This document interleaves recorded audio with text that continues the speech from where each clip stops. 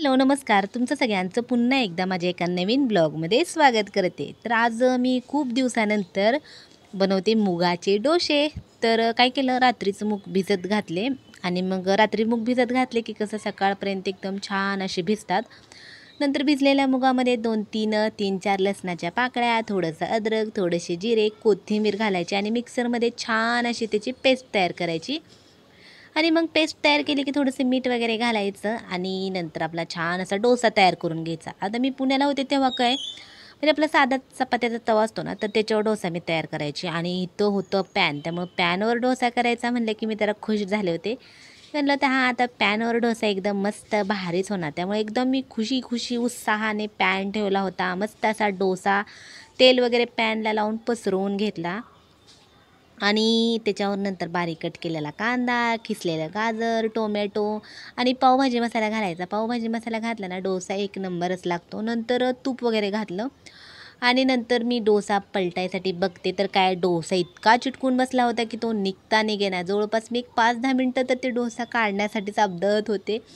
आता मला वाटत होतं की हा डोसा काय उलटी-पलटी होत नसतो, सगळा चिटकून बसलाय, मोडणार नक्की असं मला वाटलं होतं. पण कसाबसा मी खूप म्हणजे खूप त्याला साईडनी कसं तरी काढून डोसा आहे तर पलटी केला. त्याचे काठ वगैरे तुटलेले होते, डोसा करपला पण होता. जितक्या उत्साहानं मी डोसा करायला सुरुवात केली होती, तेवढा उत्साह माझा सगळाच गेला हा डोसा बघून.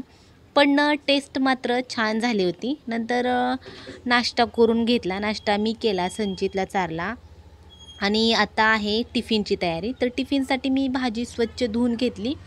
1-2 पाण्याने भाजी छान स्वच्छ धुवून घ्यायची आणि भाजी स्वच्छ धुवून घेतली का नंतर थोडंसं पाणी घालून तिला शिजायला एका साईडला ठेवली. आता कसं पाऊस वगैरे पडतोय आणि पावसामध्ये कसं चिखल वगैरे असतो, त्यामुळे 3-4 पाण्याने तर भाजी स्वच्छ धुवून घ्यायची. नंतर ती शिजलेली भाजी मी तिला पिळून एका साईडला ठेवलं. थोडंसं लसूण घातला आणि लसूण छान लालसर भाजून घ्यायचा आणि नंतर शिजवून पिळून घेतलेली भाजी आहे तर छान असं लसणामध्ये मिक्स करून घ्यायची. आणि तुम्हाला पाटीमध्ये मगाशी किती भाजी दिसली होती आणि आता किती थोडी भाजी झाली आणि दिसताना सुरुवातीला खूप म्हणजे खूप जास्त अशी भाजी वाटत होती. पण ही भाजी खूप म्हणजे खूप टेस्टी लागते. संचितला आवडते, त्यामुळे मी संचितला टिफिनला देत असते. आता सध्या भाज्या जास्त नाहीत, कुठं तर मिळतात आणि महाग पण आहेत खूप जास्त. तरी पण मी संचीसाठी आणत असते. थोडंसं मीठ घालायचं, मिरची घातली तरी पण चालते. पण आता होते कसं, संचित खातोय सध्या तिखट, पण आता संचित जे काही शिल्लक राहिलेलं आहे ना, तर ते आजी पण खातात आणि आजी तिखट कसलंच खात नाही. त्यामुळं अगोदर मी थोडीफार मिरची तर टाकत होते. तसं इकडं आल्यापासून मिरची पण बंद झाले. नंतर चपात्या वगैरे तयार केल्या, संचितला स्कूलसाठी तयार केलं आणि आता स्कूलला सोडायला चालले. संचित इकडं आल्यापासून स्कूटीवरच जायचं म्हणत असतो आणि मग स्कूटीवरच येत असतो. पण आता मी त्याला 2-3 दिवस झालं चालत घेऊन येते, कारण त्याचं चालत जायचं पूर्णच कमी झालं. सारखं स्कूटी पाहिजे, स्कूटीवरच जायचं. पण आता नाही, मी त्याचं काय ऐकत नसते, चालतच जायचं असं म्हणत असते. मी पुण्यात 10-15 मिनटं लागत होते चालत जायला, तिथं चालत जायला जात होतं आणि इथं अगदी 5 मिनटं पण लागत नाहीत. घराच्या पाठीमागं स्कूल आहे, तरीसुद्धा नको म्हणतोय चालत जायला. तर अशी त्याला सवयच लागली. नंतर होते काय, स्कूलमधून आलं की मग मी वरची रूम आहे तर आवरायला घेते. होते काय, सकाळी मी लवकर उठून खाली जात असते आणि मग संचित लेट उठतो, एक 8-8:15ला उठतो. मग नंतर मग माझं खाली स्वयंपाकाचं टिफिनचं चालू असतं, नाश्त्याची तयारी वगैरे सगळी सुरू असते. त्यामुळं मला वर यायला जमतच नाही. मग मी काय करते, संचितला स्कूलला सोडून आल्यानंतर मग वरची रूम आवरायला घेते. तुम्हाला घड्याळामध्ये 10:30 वाजलेले दिसत पण असतील कदाचित. मला दिसते म्हटल्यावर तुम्हाला पण नक्कीच दिसतील. नंतर मग आता सगळी वरची रूम आवरून वगैरे घ्यायची आणि दुपारचा स्वयंपाक मी काय करते सध्या, काय करते मी म्हणजे संचितच्या टिफिनसोबतच चपात्या वगैरे करून घेत असते. भाजी पण आहे थोडी. आता ती भाजी किती थोडी आहे, ती काय पुरत नसते सगळ्यांना. त्यामुळं मी काय केलं, वरची रूम सगळी आवरून घेतली, झाडून पुसून वगैरे पण घेत असते आणि नंतर मग काहीतरी भाजी बनवून घ्यायची. आता वांगी शिल्लक होती, त्यामुळं मग मी वांगी वगैरे बनवून घेतली आणि संचित खूप पसारा करतो. किती पण नीट ठेवलं ना, तर असं बघणाऱ्याला असं वाटतं की अरे बापरे, हे किती दिवस झालं आवरलं नाही. पण असं नसतं काय, ते संचितनी करूनच ठेवलेलं असतं. किती पण आवरा तुम्ही, तो आला ना असं काहीतरी खटपट करत बसतो. मोबाईलमध्ये बघतोय ना, तोपर्यंतच तो शांत असतो. मोबाईल एकदा साईडला घेतला, मोबाईल घेतला की नंतर त्याचं खटपट चालू असते. खुर्ची आणायची, कुठं काय आहे, सारखं शोधाशोधी, हुडकाहुडकी असं सगळं करायचं. पेपर घ्यायचे, फाडायचे, तोडायचे आणि त्याचा घरभर पसारा करून ठेवायचा. मग ते नंतर मला हे असं आवरायला लागतं. टेबलवर पण काहीच काम नसतं. तरी पण तिथं पसारा करत असतो आणि त्याला पेन खूप जास्त आवडतात. त्यामुळे कुठं पण गेलं ना तर त्याला पेन घ्यावाच लागतो. त्याला आवडलं की लिहित बसतो, काहीतरी गिरगुटकाला काहीतरी म्हणतो की आपण तसं करत बसतो. पण पेन मात्र त्याला आवडतो.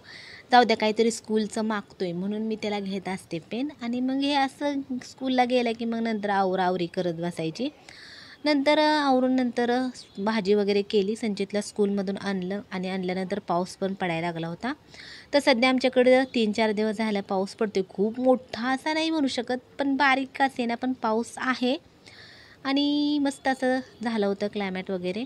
आणि असंच मी व्हिडिओ काढत होते आणि व्हिडिओ काढत काढत मी व्हिडिओमध्येच बघितलं तर इथं आता सध्या म्हणजे असं लाईटच्या तारा वगैरे असतात की मग आता पतंग वगैरे उडवताना पतंगचं जे दोरी असते ना तर ती लाईटच्या तारेमध्ये अडकली होती आणि ते दोरीला एका पक्ष्याचा पाय अडकला होता आणि तो खूप ट्राय करत होतं पण त्याला निघतात येत नव्हतं. नंतर मग आता बिचारा कसा पक्षी निघाला काय माहिती. नंतर पाऊस खूप वाढला मग मी काय बघितलंच नाही आणि नंतर बघितलं तर तेव्हा नव्हताच पक्षी तिथं.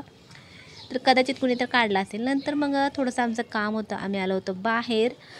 मग संचितला प्यायचा होता उसाचा रस. मग माझ्यासाठी आणि संचितसाठी उसाचा रस. नंतर वडापाव खाल्ला आणि घरी आलो. घरी आल्यानंतर खूप कंटाळा आला होता. संध्याकाळचा स्वयंपाक वगैरे करून घेतला. जेवण वगैरे झालं आणि जेवण झाल्यानंतर सध्या संचित 2-3 दिवस झालं झोपायच्या अगोदर स्वतः झाडून घेतोय. म्हणत असतो मी मम्मी झाडून घेतो, मी मम्मी झाडून घेतो. कसं का असेना पण स्वतः प्रयत्न तरी करतोय. घेतोय मस्त असं झाडून. मग असं असतं तर जवळपास झोपायला एक 10, 10:15, 10:30 तर सहजच होतात. कारण संचित काय लवकर वर येत नाही. होमवर्क वगैरे झाला आहे. अगोदर शनिवारची सुट्टी होती. आता शनिवारची पण सुट्टी बंद केली. फक्त संडेला सुट्टी असते. त्यामुळे बाळ फक्त संडेलाच निवांत असतं. नाहीतर इतर वेळेस स्कूल सुरूच असतं. होमवर्क वगैरे पण द्यायला लागले त्याला. तर संचितनी बघा झाडून घेतले. मला म्हणत होता दरवाजा बंद करू दे का चालूच राहू दे. आणि असं करत त्याने आज स्वतः अंथरूण पण टाकलं होतं. तर असं असतं संचितचं काम. चला व्हिडिओ कसा वाटला नक्की सांगा आणि बाय, गुड नाईट.